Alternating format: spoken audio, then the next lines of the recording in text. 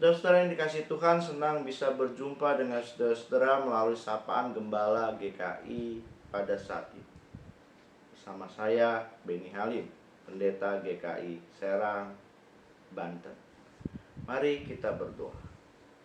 Ya Tuhan, kami bersyukur untuk segala kemungkinan dan kesempatan bagi kami, hingga kami dapat beroleh hari yang baru. Kami bersyukur untuk perjalanan hidup kami. Karena itu terangi kami dengan hikmat Tuhan melalui pengajaran firman Allah. Kami mohon agar Roh Kudus menolong dan menyapa kami hingga hati dan hidup kami selalu dan semakin mengasihi Kristus ketika kami memberlakukan titah dan kehendak Tuhan. Di dalam Yesus, Tuhan dan penyelamat kami berdoa. Amin. Saudara yang kasih Tuhan, saya akan membacakan Injil Markus pasal 3 ayat 29. Tuhan kita bersabda demikian. Namun, siapa saja yang menghujat Roh Kudus tidak mendapat ampun selama-lamanya, melainkan bersalah karena berbuat dosa yang kekal. Saudara yang dikasih Tuhan, dikisahkan ada seorang gadis remaja yang hidup bersama dengan ibunya. Mereka hidup dalam keterbatasan. Mereka hidup mengandalkan pekerjaan ibunya. Aktivitas ibunya mulai dari tukang cuci, dia mencari ranting-ranting untuk dijual, hingga dia menanam di petak halaman depan rumah. Namun anak gadis ini tidak mau membantu ibunya. Ibunya sudah mengajak, menegur, selalu dibantah. Bahkan orang-orang di sekitarnya, tetangga, masyarakat di sekitar kampung itu menegur, tetap saja membantah. Suatu ketika, saudara-saudara, penduduk kampung itu ramai karena mereka berbondong-bondong bersama dengan ibu dari anak gadis itu hendak pergi menuju tempat yang tinggi. Tapi mengapa anak gadis itu ditinggal? Bukannya ditinggal, karena anak gadis itu kembali membantah. Dia tidak mau ikut, dia tidak mau mendengar. Padahal ibunya menyampaikan, aku mendapat mimpi bahwa kampung kita akan dilanda banjir. Dia tetap memutuskan untuk sendiri di rumah. Akhirnya sang ibu pergi. Sebentar-sebentar dia menengok ke belakang karena dia tahu kampung itu sekarang hanya tinggal satu orang, yaitu anak gadisnya sendiri. Begitu penduduk itu sampai di tempat yang tinggi dan mereka menyaksikan hujan turun, banjir melanda, dan kampung itu tenggelam, termasuk juga anak gadis itu. Selama beberapa lama, ketika hujan sudah berhenti, banjir mulai surut hingga kering, mereka kembali membenahi kampung itu. Untuk mengenang peristiwa ada seorang anak gadis yang suka membantah, mereka menyebut kampungnya itu sebagai kampung bantahan, yang di kemudian hari dikenal dengan nama Banten. Banten mengenang seorang yang pernah membantah. Dalam bacaan kita, penginjil Markus, kalau kita ikuti mulai ayat 20, lagi-lagi ahli-ahli Taurat membantah pekerjaan Yesus, membantah karya Yesus, membantah penjelasan Yesus. Hingga akhirnya Yesus menyampaikan pasal 3 ayat 29 dari Markus saat ini.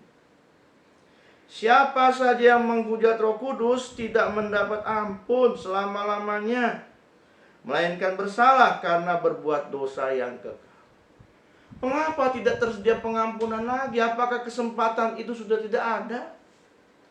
Yesus menyampaikan, sudah selesai kesempatan itu. Ketika berulang kali masih terjadi, tetap ada sebuah batasan di situ. Batasannya apa? Ketika hatimu, ketika hidupmu menghujat Roh Kudus. Menghujat Roh Kudus seperti apa? Apakah memaki Roh Kudus? Apakah menjelekkan Roh Kudus? Apakah mengejek Roh Kudus?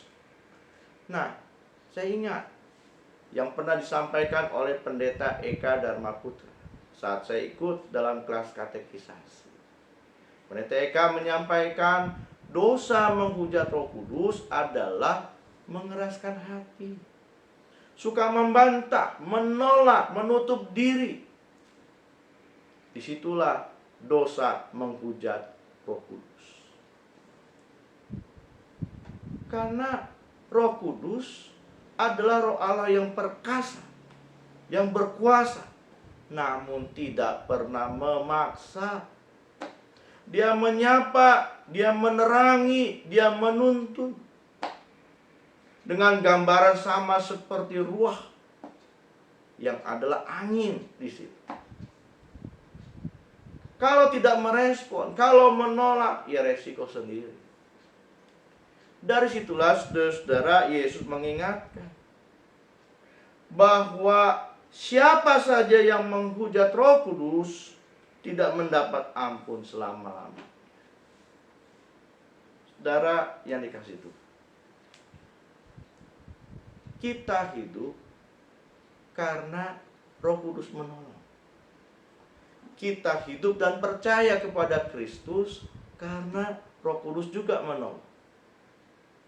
Dan ketika kita menjalani kehidupan keseharian kita, maka kita dapat mewujudkan cinta kita, mewujudkan hidup yang menjadi berkat ketika kita bersedia mendengar sapaan tuntunan dari Roh Kudus. Kita mendengar dari mana? Dari perenungan kita bersama firman Allah, dari doa-doa kita. Roh Kudus akan menolong kita untuk bisa melewati, menjalani hidup yang bertanggung jawab. Bukankah Roh Kudus telah dicurahkan dan hadir dalam kehidupan kita dan gereja kita? Itu sebabnya mari kita membuka bagi karya Roh Kudus dalam keseharian kita, sehingga kita tidak termasuk anak-anak Tuhan yang menghujat Roh Kudus, melainkan memuliakan Roh Kudus di dalam kehidupan kita pribadi, bersama dengan keluarga, bersama dengan gereja, pun di tempat studi dan kerja. Kiranya Roh Kudus menolong kita. Mari kita berdoa. Kami mohon agar Roh Tuhan menolong kami untuk memiliki kesadaran dan kewaspadaan dalam hidup kami. Pada saat kami beraktivitas maupun pada saat kami hadir di media sosial. Pada saat kami menjalani hidup secara pribadi maupun bersama-sama dalam gereja Tuhan, di tengah masyarakat, di tempat kerja dan tempat studi kami. Tolong kami ya Roh Kudus, karena di dalam Kristus kami berdoa. Amin.